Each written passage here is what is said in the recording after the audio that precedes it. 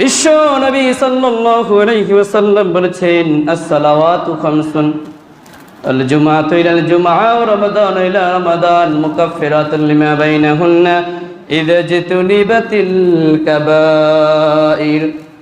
রাসূল বলেছেন, আমার সাহাবীরা শোনো, যদি কোনো ব্যক্তি 5 ওয়াক্ত নামাজ পড়ে ফজর থেকে জোহর, জোহর থেকে আসর, আসর থেকে মাগরিব, মাগরিব থেকে ইশা, ইশা থেকে আবার ফজর, এই 5 ওয়াক্ত সালাত নামাজ আদায় করার কারণে বান্দার মধ্যবর্তী সময়ের মাঝখানে গ্যাপের যে সময়টা ছিল, এই সময় বান্দা যত গুনাহ করে থাকে আল্লাহ তাআলা নামাজ আদায়ের মাধ্যমে বান্দার সব গুনাহ মাফ করে দেন। সুবহানাল্লাহ।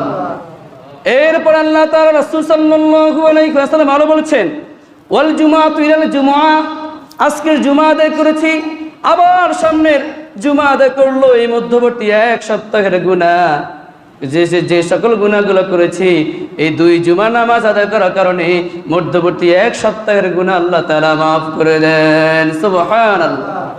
আরো চমৎকারটি আমল সূরা কাহাফ, জুমার দিন বৃহস্পতিবার সন্ধ্যার পর থেকে নিয়ে শুক্রবার জুমার দিন সন্ধ্যা পর্যন্ত এই সময়ের মধ্যে যে ব্যক্তি সূরা কাহাফ তেলাওয়াত করে আল্লাহ রাব্বুল আলামিন তার এক সপ্তাহের গুনাহ মাফ করে দেন। বলি আল্লাহু আকবার।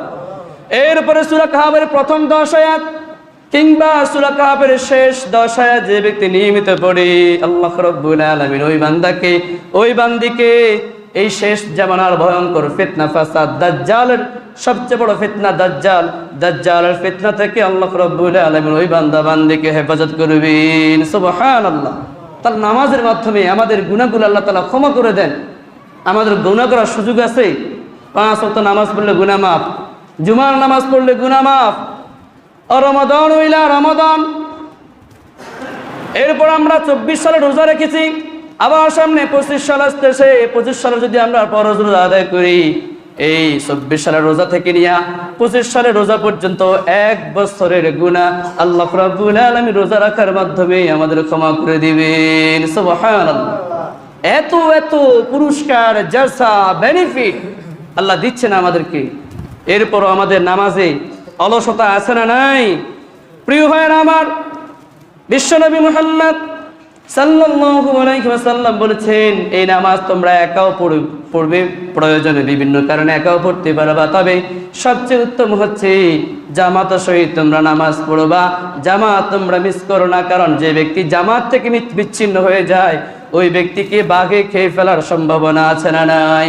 মরুভূমিতে বিশাল ছাগলের ফাল, ভেড়ার পাল, যে ফাল থেকে যদি একটা ছাগল কিংবা একটা দুম্বা, একটা ভেড়া ভিন্ন পথে চলে যায়, ওই দুম্বাকে, ওই ভেড়াকে ওই জঙ্গলে, ওই লোকালয়ের বাঘে তাকে খেয়ে ফেলার সম্ভাবনা আছে না নাই?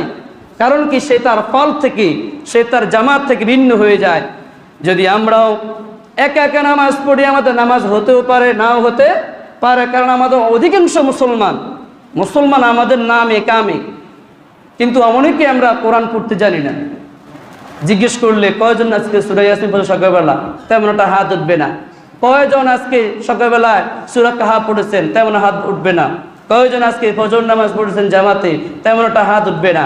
এই একা একা নামাজ পড়লে আপনার সূরাতে ভুল, তেলাওয়াতে ভুল, আপনি তাশাহুদ পারেন না, বিতির নামাজে দোয়া গুনত পড়তে পারেন না, তেলাওয়াতে অসংখ্য ভুল।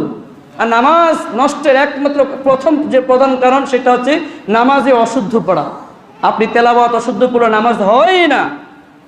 যদি আপনি জামাতে নামাজ পড়েন, অবশ্যই আপনার মসজিদে আপনি একজন যোগ্য ইমাম রেখেছেন, যিনি কোরআন হাদিস সম্পর্কে ভালো মোটামুটি জানাশোনা আছে, তেলাওয়াত তার শুদ্ধ আছে। জামাতে নামাজ পড়লে এতটুকু গ্যারান্টি দেওয়া যায়, অবশ্যই আল্লাহ তাআলা আমাদের নামাজগুলো কবুল করে নেবেন। কথা বলা ঠিক কিনা? এই জন্য নবী মুহাম্মদ সাল্লাল্লাহু আলাইহি ওয়াসাল্লাম বলেছেন, সালাতুল জামাআতি তাফদুলু সালাতুল ফারদি বি27 দারাজা। যে ব্যক্তি একা একা নামাজ পড়ে, একা নামাজ পড়ার চাইতে জামাতে নামাজ পড়লে আল্লাহ রাব্বুল আলামিন তাকে 27 গুণ বেশি সওয়াব, মর্যাদা আল্লাহ তাআলা তার আমলনামায় দিয়ে থাকেন। সুবহানাল্লাহ। একা একা নামাজ পড়লে হয়তো আপনি 1 গুণ সওয়াব পাবেন, আর যদি জামাত বন্দী হয়ে একসাথে এক কাতারে দাঁড়িয়ে এক ইমামের নেতৃত্বে নামাজ পড়ি, অবশ্যই আল্লাহ রাব্বুল আলামিন আমাদের আমলনামায় 27 গুণ মর্যাদা, জাযা, পুরস্কার, সওয়াব আল্লাহ তাআলা বাড়িয়ে দিবেন। বলি আল্লাহু আকবার। প্রিয় ভাইয়েরা আমার, সাহাবীদের নামাজে কি গুরুত্ব ছিল।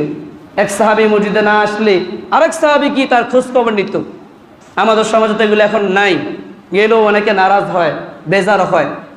ওমর রাদিয়াল্লাহু তাআলা আনহুর সময় এক সাহাবী দৈনিক 5 ওয়াক্ত নামাজ মসজিদে এসে জামাতে আদায় করত।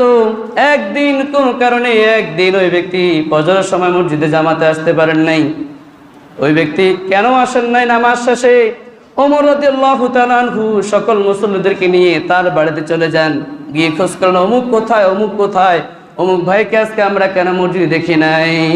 ওই সাহাবার নামটা ভুলে গেছি, সম্ভবত আলকমা হবে, পুরোপুরি নামটা মনে নেই আমার। তখন সাহাবীর আম্মাজান বলল, আমার সন্তান আজকে সারা রাত্রে তাহাজ্জুদের নামাজ পড়েছে, নফল নামাজে লিপ্ত হয়েছিল, যার কারণে সে সকালবেলা ফজরের সময় সে আর ঘুম থেকে উঠতে পারে নাই। ওই যে তাহাজ্জুদ পড়ে ঘুমিয়ে গেছে, গভীর ঘুমে মগ্ন হয়ে গিয়েছে, সে আর ফজরে উঠতে পারে নাই। সে ফজর নামাজ আজকে ঘরে আদায় করেছে। তখন ওমর রাদিয়াল্লাহু তাআলা বললেন, আমার ভাই তাহাজ্জুদ পড়েছেন, ভালো কাজ করেছেন, আলহামদুলিল্লাহ, সওয়াবের কাজ করেছেন। কিন্তু সে যে তাহাজ্জুদ নামাজ বেশি পড়ার কারণে, রাত বেশি জাগার কারণে তার যে ফজর নামাজ ছুটে গিয়েছেন, সে যদি এরকম 100 বছর তাহাজ্জুদের নামাজ পড়ে একটা ফরজ ফজর নামাজের সওয়াব, তার সওয়াব তেমন একটা হবে 100 বছর তাহাজ্জুদ পড়লে একটা ফরজের সমতুল্য ওই তাহাজ্জুদের সওয়াব হতে পারে না।